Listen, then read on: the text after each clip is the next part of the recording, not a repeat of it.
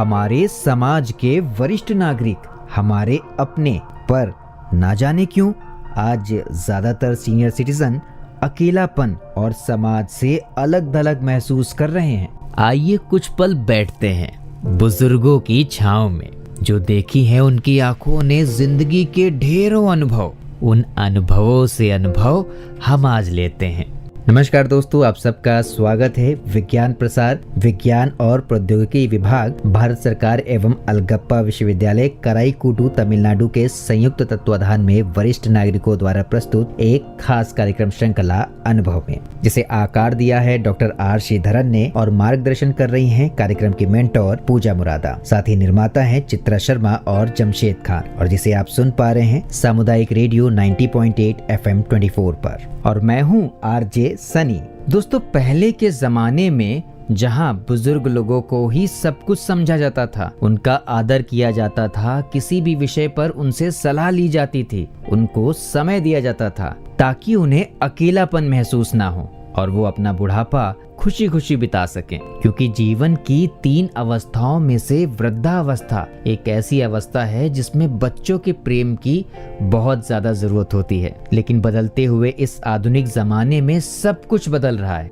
एक तरफ ऐसे बुजुर्ग हैं जो अपने आप को बोझ मानकर निराशा भरी जिंदगी जीने को विवश हैं। दूसरी तरफ जिंदा दिली से भरे हुए अपने अनुभवों और एक्सपीरियंस को साझा करते हुए उत्साह और उमंग के साथ अपने जीवन के इस अंतिम पड़ाव को पार करते हुए जमाने के विचारों में अपने विचार मिलाकर चलने वाले सीनियर सिटीजन्स। हालांकि इस तरह से जीवन जीने वाले सीनियर सिटीजन्स की संख्या बहुत कम है, और अगर आंकड़ों की माने तो आंकड़े ये कहते हैं कि हर 5 बुजुर्ग में से 1 बुजुर्ग असहाय और अकेला है। उसकी मदद करने के लिए उनके परिवार वाले भी आगे नहीं आते और वह अपनी जिंदगी यूं ही गुजारने को विवश हैं। कुछ ऐसे बुजुर्ग भी हैं जो अपनी जिंदगी के इस पड़ाव को भरपूर उत्साह के साथ जी रहे हैं। बस दोनों ही स्थितियों में अंतर है एक सोच का और समझ का, और इसी सोच और समझ को और बेहतर करने के लिए आज का ये हमारा प्रोग्राम आपकी मदद करेगा।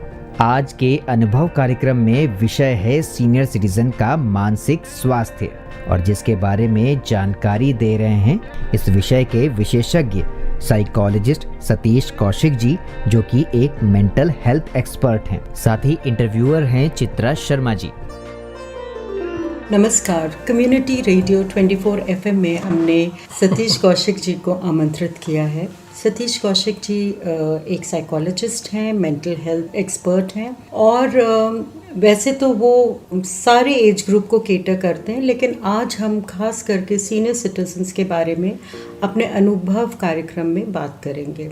सतीश जी, आपका हार्दिक स्वागत है हमारे स्टूडियो में। सबसे पहले आप ये बताइए कि सीनियर सिटीजन्स के मेंटल हेल्थ का सेटअप कैसा होता है, क्या फेस वो करते हैं जैसे जैसे उनकी एज बढ़ती रहती है। देखिए, जितने भी सुनने वाले हमारे श्रोता हैं सबको मेरा नमस्कार। मैं एक साइकोलॉजिस्ट हूँ और मैं भी एक सीनियर सिटीजन हूँ। तो मैं जो आपके सवाल हैं कि किस तरह से जो सिचुएशन चेंज होती है, यूजुअली हम लोग 60 से अबव जो एज वाले हैं उनको सीनियर सिटीजन कहते हैं, लेकिन कहीं पे 65 से अबव वाले लोगों को भी सीनियर सिटीजन कैटेगरी उसको तो रखा ही जाता है 65 से अबव। तो कुछ कंट्रीज़ में अगर जाएंगे तो 65 से अगर अबव हैं आप तो आप सीनियर सिटीजन माने जाते हैं, लेकिन यहाँ पे हम 60 के बाद सीनियर सिटीजन। और जैसे जैसे हमारी जो फैसिलिटीज़ बढ़ गई हैं, हमारी जो हेल्थ केयर है वो भी बहुत इम्प्रूव हो गई है। उस वजह से आज की डेट में कई बार आप 60 और 65 भी तब भी आप सीनियर सिटीजन नहीं लगते देखने में। बिल्कुल। तो आप लगते हैं कि भाई आप लोग ये मानते हैं कि ये पीरियड ऐसा है जिसमें जो अभी तक तो आपने सबके लिए किया है, अपने बच्चे बड़े हुए हैं, सब नौकरी करने लगे हैं, उनके लिए कमाया है आपने, या फिर आपने अपने पेरेंट्स का ध्यान रखा है। तो ज़िंदगी में अभी तक आपने खूब सारी मेहनत की है, अब ये जितना टाइम है ये आपका है। लेकिन सीनियर सिटीजन को अगर हम देखें तो मैं ये मानता हूँ कि सीनियर सिटीजन वाला जो टाइम है ये वापस देने का टाइम भी है। अच्छा, किस तरह से? जैसे आपने बहुत कुछ ज़िंदगी में सीखा है, ज़िंदगी में आपने बहुत अच्छी नौकरी की, आपने खूब अच्छी अपनी ज़िंदगी को बहुत अच्छी तरह से गुजारा है।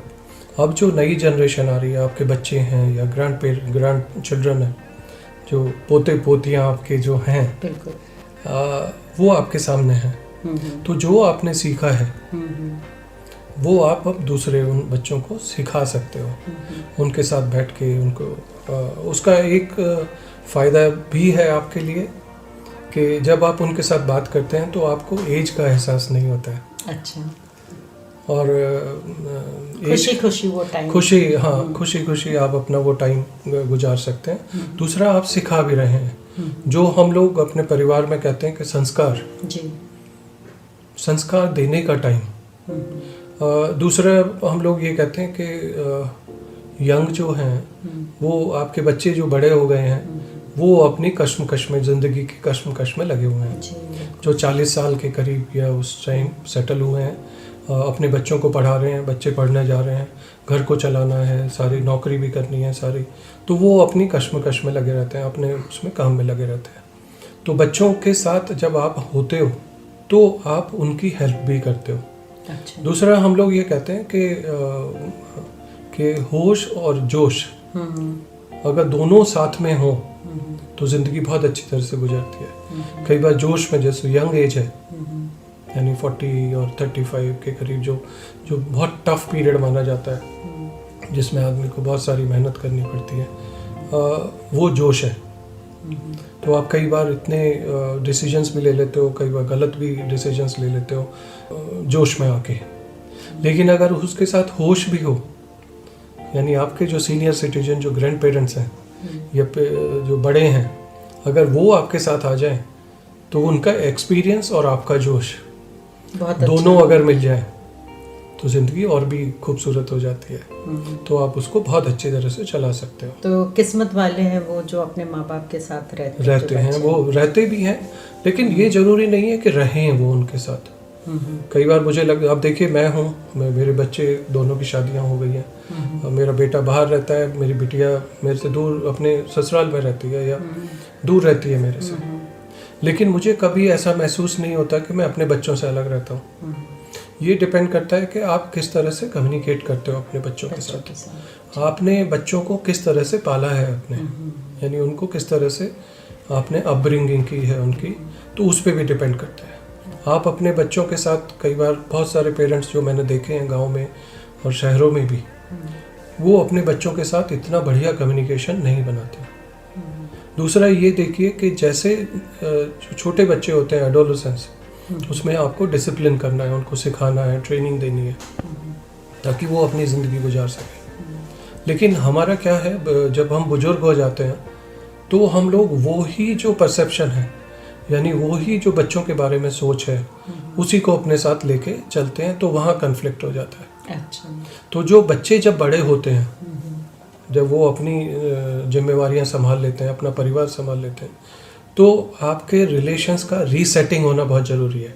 अच्छा। अगर आपको कन्फ्लिक्ट ख़त्म करना है अपने बच्चों के साथ, तो एडोलेसेंस वाली सोच छोड़ के दूसरी वाली सोच आपको बनानी पड़ेगी, ताकि आप बच्चों से बढ़िया तरीके से कम्युनिकेशन कर सको। तो आप ये कहना चाह रहे हैं कि जैसे सीनियर्स, जैसे जैसे हम सीनियर होते जाते हैं तो हम अपने सोच में रिजिड होते जाते हैं, हमारा सोच मतलब विकास ज़्यादा नहीं होता, या हम अपने ही सोच को अपने यंगर जनरेशन से बेटर मानते हैं। आपने देखा होगा चित्रा जी के यूजुअली जैसे ही किसी से बात करो, बुजुर्ग आदमियों से बात, अरे हमारे ज़माने में ये होता था, अरे हमारे ज़माने में ये होता था।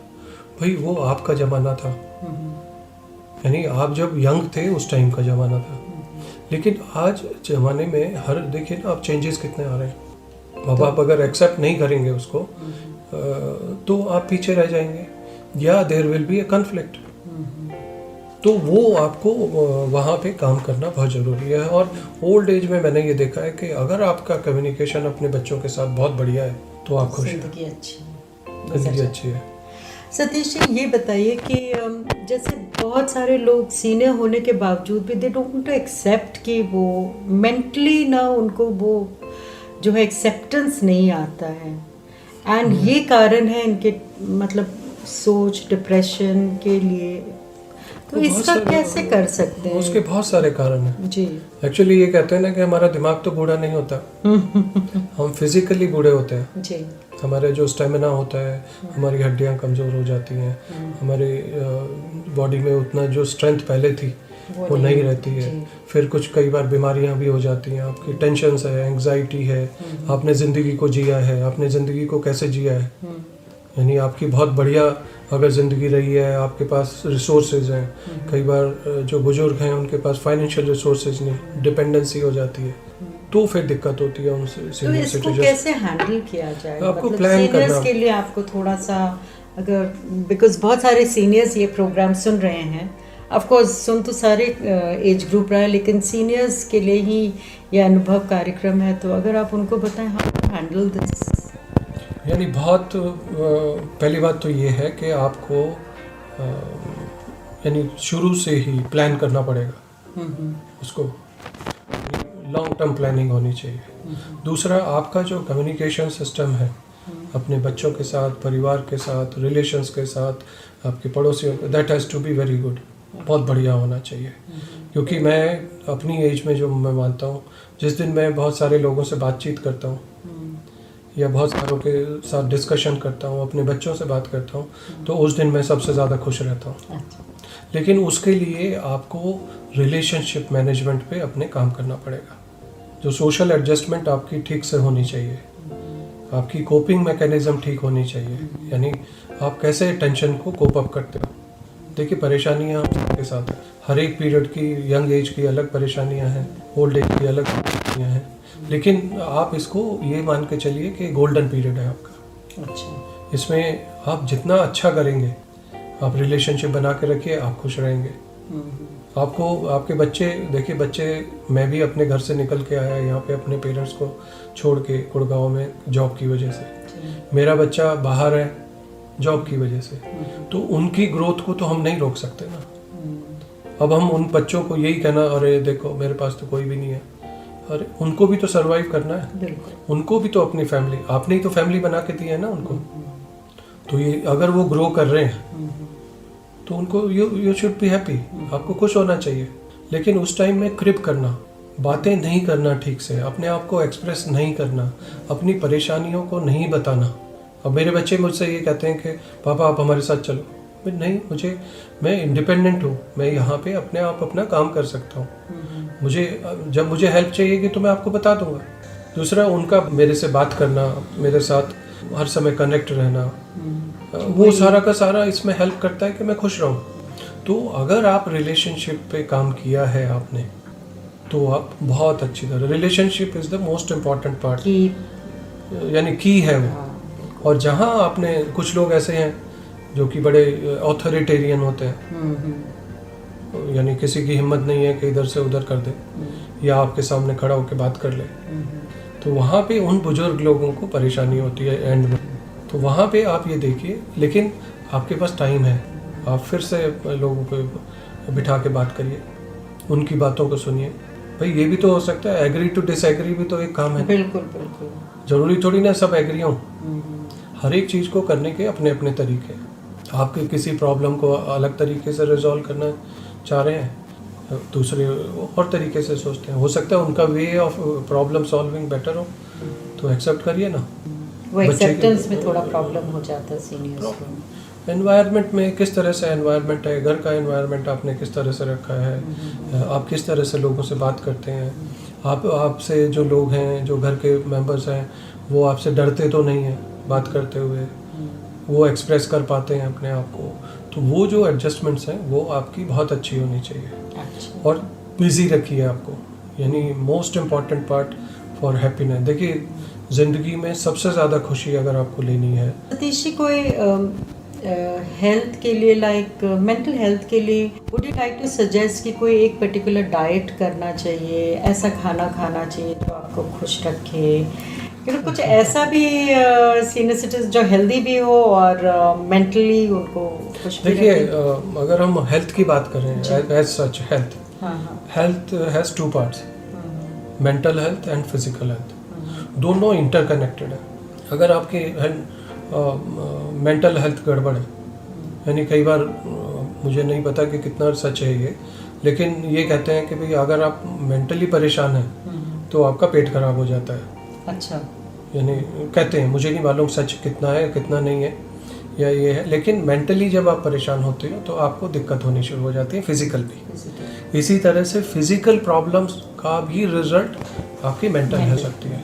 तो अगर आपको हेल्दी रहना है, जिसको हम होलिस्टिक हेल्थ कहते हैं, यानी संपूर्ण जो स्वास्थ्य ठीक है, उसके लिए दोनों में बैलेंस होना बहुत ज़रूरी है। अगर आप उसको ठीक नहीं रखेंगे तो बुजुर्ग लोगों में, क्योंकि धीरे धीरे जैसे ग्रो कर रहे हैं, आपकी बॉडी के सेल्स की जो बनने की वो है स्पीड, वो स्लो थोड़ी थोड़ी धीरे होने लगती है, और आपकी बॉडी में चेंजेस, आईज में आपके चेंजेस आ गए, आपके और चेंजेस हैं, दांतों में, आपकी हड्डियां हैं उनमें जो चेंजेस आएंगे वो सारे के सारे। तो आपको ये चाहिए कि फिजिकली फिट रहें, यानी आप ईयरली अपना चेकअप करवाइए, अगर कोई प्रॉब्लम है तो दवाई लीजिए। अगर आप उसको नज़रअंदाज करेंगे तो आपको प्रॉब्लम होगी, और फिजिकल हेल्थ खराब होने के बाद आपकी मेंटल हेल्थ खराब हो जाएगी। दूसरा, आप जैसे मैंने कहा रिलेशनशिप बना के रखिए। मैं खुश कैसे रह सकता हूँ?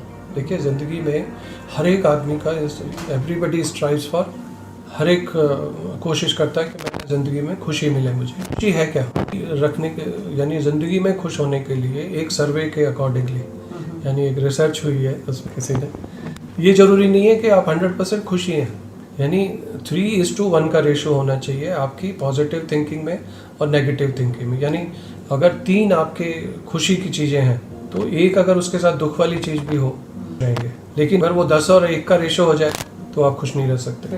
अब ये रिलेशनशिप पे डिपेंड करता है, यानी भाई भाई के उसमें कितना रेशो होना चाहिए, माँ बाप के उसमें कितना रेशो होना चाहिए, सास ससुर के उसमें कितना रेशो होना चाहिए। तो यानी जो दुख है वो इंटेग्रल पार्ट है, तो उसमें ये डरने की ये नहीं कि भाई मेरे सारे के सारे दुख दूर हो जाएं तो तब मैं खुश होऊंगा, ऐसा कुछ नहीं है। लेकिन अल्टीमेटली आपका परिवार है, उनके साथ आपके रिलेशंस कैसे हैं, किस तरह से कम्युनिकेट करते हैं, किस तरह से हेल्प, सबसे ज़्यादा खुशी वहीं से मिलती है।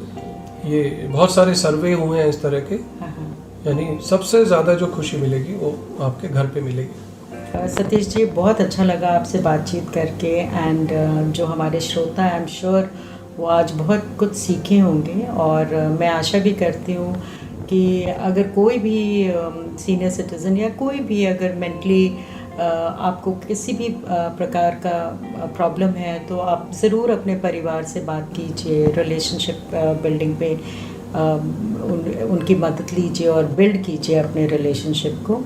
सतीश जी, समय के अभाव के कारण हमें ये एपिसोड यहीं समाप्त करना पड़ रहा है, लेकिन जाने से पहले कुछ ऐसा मैसेज आप देना चाहेंगे सीनियर सिटीजन्स को? बात करिए। ठीक है, बहुत अच्छा लगा आपको कोई भी परेशानी है, बात करिए, जो आपके क्लोज हैं उनसे बात करिए। कोई ढूंढिए ऐसा, अगर आपके पास है, आपका पार्टनर है, परिवार वाले हैं, उनसे बात करिए, आपके दोस्त हैं उनसे बात करते। बात करने से, टॉक थेरेपी जो है, that's the most important part. अगर आप खुश रहना चाहते हैं तो मन में मत रखिए, बात करिए। Thank you so much Satish ji, बहुत अच्छा लगा। वैसे दोस्तों, ये काफ़ी आम बात है, 2 अलग अलग जनरेशन के बीच में मतभेद होना स्वाभाविक है, पर ऐसे भी बुजुर्गों की कमी नहीं है जो हमारी आज की वर्तमान लाइफस्टाइल को अपना चुके हैं, और ये सही भी है और परिस्थिति अनुकूल भी।